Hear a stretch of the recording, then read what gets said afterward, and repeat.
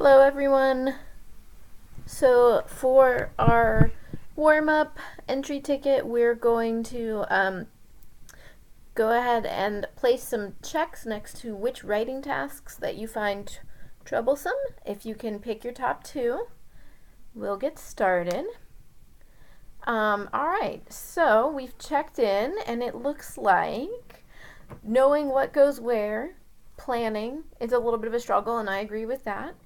Spelling is definitely a struggle, especially when you're writing about technical things like science and social studies and using all those vocabulary words.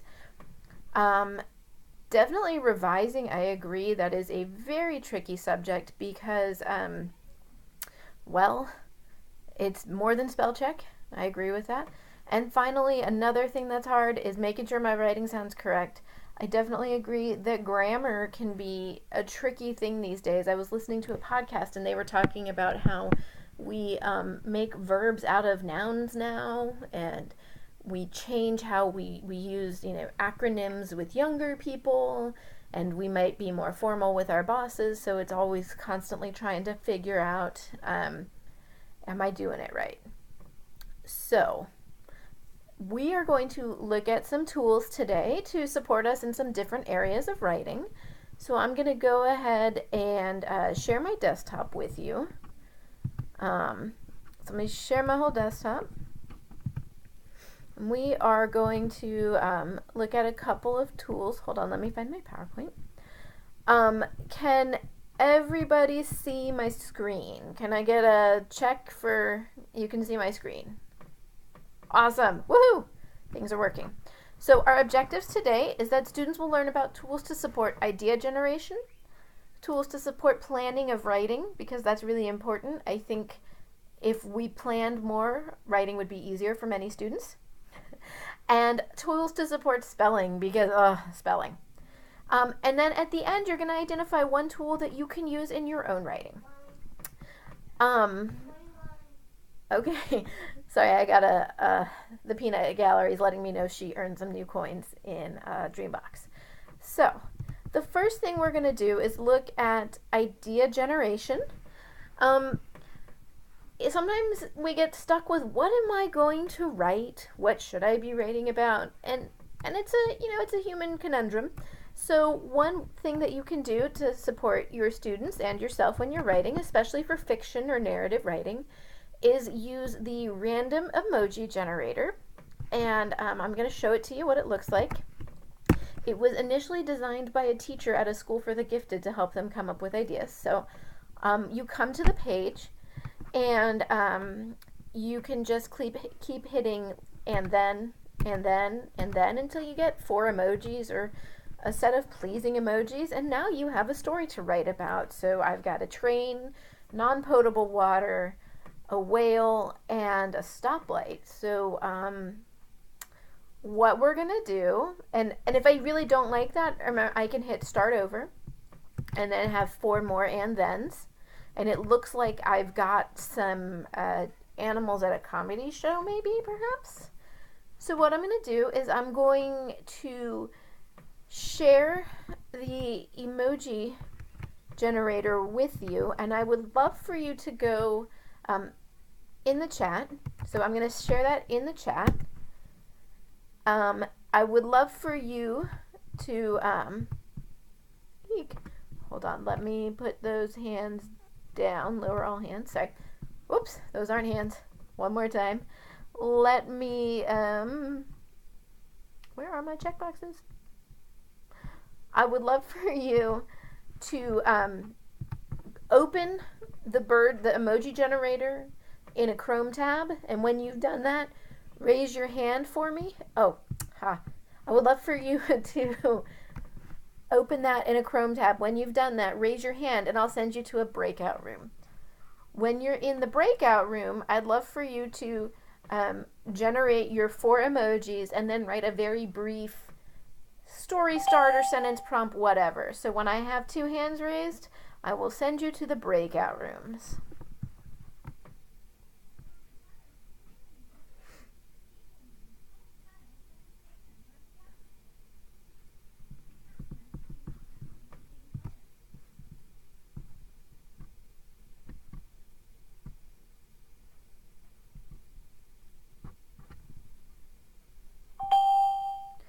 All right, perfect. So we are going to move to the breakout rooms. And if you would, I'm going to give you like 2 minutes, 2.5 minutes to do this.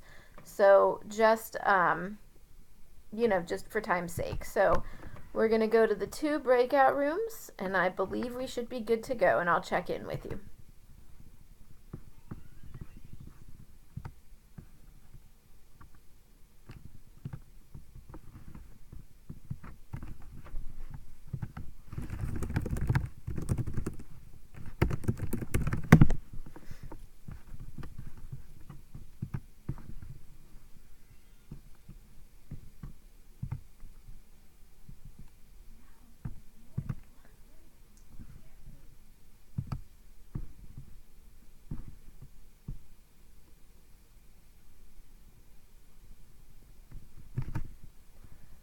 It looks like your Snagit is working for you this time. Any other questions or concerns?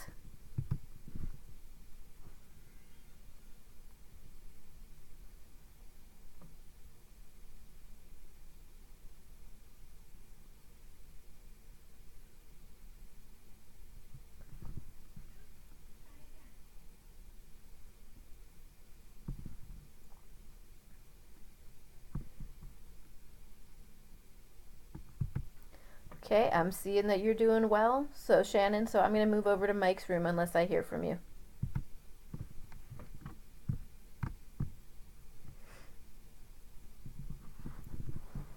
Awesome.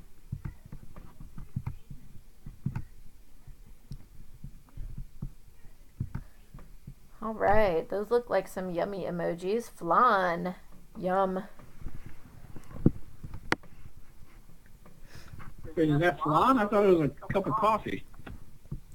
Well, perception is everything. I'd take either one. No, I'm self-conscious. I'm going to fix it. No worries.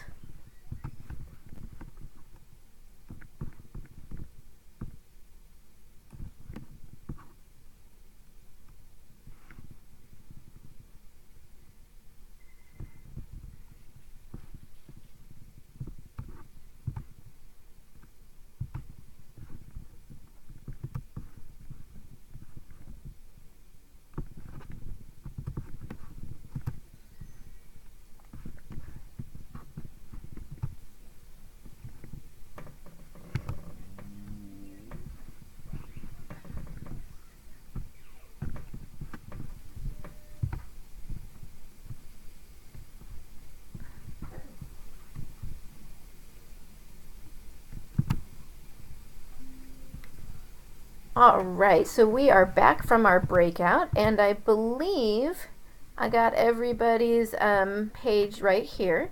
So let's take a peek. Shannon, do you want to go ahead and share your story starter?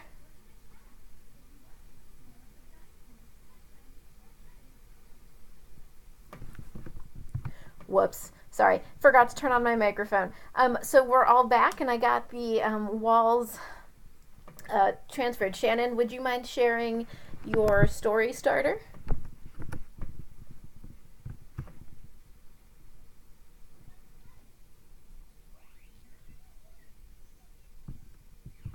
Hey, do I need to share the picture also, or?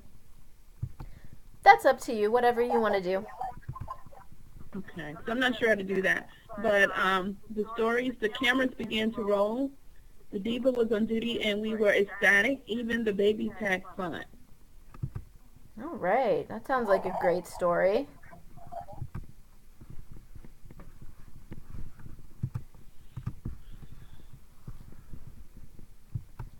All right, and Mike, do you want to go ahead and share your story? Sure. I thought that was a cup of coffee, so I wrote a coffee with my burger is best when reading. This makes me happy. I thought it was flan. Shannon, did you have any thoughts? I thought coffee until you said flan. I don't know, I could be hungry. I'm trying to limit my caffeine.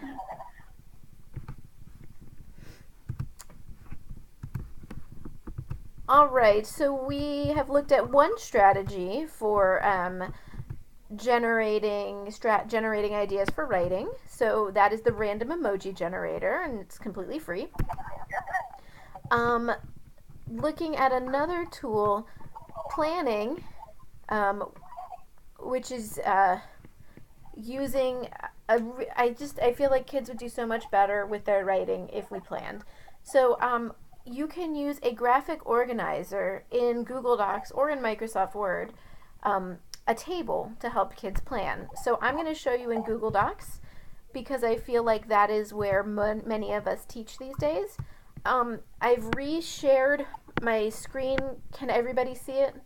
Can I just have a quick little hands up if you can see it, please? Or check mark, whatever. Okay, cool. We're all cool. All right, interaction, lower all hands. Is it possible, Shannon, would you turn off your mic? I'm getting just a little bit of reverb. I'm sorry. Awesome, cool. So what I have done, I'm here in Google Docs. What I did was insert table, and then I primarily work in elementary school, so we like 5-sentence paragraphs. But what I did is I inserted a table of 2 columns and 5 lines. If you want to have kids write an 8-sentence paragraph or whatever, 10-sentence, just insert as many rows as you want. And what I did was in the left-hand column, I wrote my guide words. So I use main idea, detail, detail, detail, and conclusion. But I have some people who do big ideas or topic or whatever. And then what I can do with this is share my Google Doc with my students. And what I tell them is they need to write 1 sentence in every box. And then when it comes time for editing, they need to have a capital letter and a period in every box. And you're like, well, this is maybe great, Diana, but I need some space for my kids to plan. You know, you just talked about how important planning was. So what I did was I inserted a column to the left, and I turned it gray just for some visual differentiation. And this is now my column for planning. So I can write about I'm going to write about my dog, Callie. So planning, I'm going to write Callie. That girl loves sticks. She is also very anxious. She barks a lot. And in conclusion, she's overall a great dog. So I can write that in my planning. And then what I have kids do, and you can see in the one below, because I probably didn't write in the right one, I have them write 1 sentence in each box. The great thing is I can start in the middle if I want, and I can say, Callie is a very anxious dog. So sometimes I find it really hard to start with an introduction or to finish with a conclusion. Since I've planned this out, I can work anywhere in my document. If you have kids working on multiple paragraphs, you could have them just do main ideas and conclusions for each paragraph for the day, and that's all the work we're going to do for today. So I really like the flexibility that it allows for. Then the thing that you have is you have all their writing here in this column. You can use spell check because the red lines are going to show up if it's there, if you're in, Google or Word. I need to get it out though. So what I do is I copy it, so that's Control C. I hit enter a few times, or sometimes even create a new document. And then what I'm going to do is I'm going to go edit and paste without formatting. That's Control Shift V if you're a Word nerd like me. And it gets it out of the table, and my student has already written it, so I'm only ever writing things once because nobody needs to work more than they should. And I just do what we call the keyboard dance, which is where you backspace and 2 spaces. Apparently it might be 1, but anyways, I'm making my paragraph, and now I have my paragraph. I've only written it once, and then I can hit the tab key and I can indent. If you need to do multiple paragraphs, put a blank line in between each one and start your guide words afterwards, so it will put your sentences together. And I just really like this strategy. I think it's a neat way for kids to work, and there's absolutely, nothing special ed about this. And everybody in the class can do it. Everybody in the class can draw their own table. Super easy. The other great thing is if you have a bunch of questions the kids need to answer, put those in instead of the guide words. And, you know, maybe they need to give you 3 sentences, so put 3 columns in there. All right. So did anybody have any questions about that? Nope. No, okay. Awesome. Okie dokie. So going back, the last tool we're going to look at is a tool that can be supportive during drafting. Like if you work with kids who have concerns with spelling, can you put your hand up if you have kids who have concerns with spelling? Awesome. Of course we all do, and nobody ever wants to spell things incorrectly. That is definitely a concern I see. You might have some kids who type very slowly and laboriously. I know I have met some of them and they are in 6th grade. The funny thing is my 2nd graders type better. And then there are just those kids who, like, the act of writing or typing, it's just so hard, and it would be easier to say it and then fix it. So with any of those kind of kiddos, what I would recommend using is Google Voice Typing. Obviously, this is only available for Google at the moment. Microsoft Word, the newest version, the most super whoopee version of it, has built-in dictation, but I'm not sure that we have that yet in Fairfax. Anyways, it's under Tools, and we go to Voice Typing. You can, right now, the way it's set, you click to speak. It's going to turn red. Red means go in this one situation. And literally you start talking and it will start typing for you. The other really cool thing about Google Voice Typing is that it has the power of the internet. So I can say that my favorite band is Def Leppard, and Vladimir Putin is my best friend. Now, clearly Vladimir Putin is not my best friend, but it can spell his name for me. So sometimes for some kids, you can harness the power of the internet and get rid of that spelling issue. One interesting thing to point out, you'll notice the gray lines underneath. That means Google isn't quite sure if it's heard you. So if you right click on those gray lines, it says, did you mean Vladimir or Vladimir? So sometimes when it's wrong, you can teach the kids to right click and say, did you mean, and it might find the right word. It's also a good cue to say, like, look, it didn't hear you. You need to speak more clearly. Super easy, super helpful. You can change languages. You have English. You can change to Afrikaans. You can change to German. You do want to make sure that you do have to speak in that language for the translation to come out. It's not an actual translation, it's just dictation. And you can also use it in slides.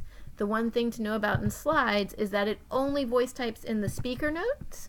So right here, Google Voice Typing only dictates in my speaker notes. It has something to do with input and other things. So that is Google Voice Typing, and it's really nice, especially for those kids who just need a word or two, or the ones who get stuck and hung up on everything. Again, I'm a special ed teacher, but this isn't a special ed tool. It's available to everyone through the Google. All right, so so we've looked at those 3 tools to support us in the planning, the drafting, and idea generation. So what I would like for us to do for our exit ticket is, I'm going to stop sharing with you, go back to that whiteboard. I'm going to send you an exit ticket, and I would like for you to go ahead and pick one tool that you could use with your students, and it will be in the chat box. So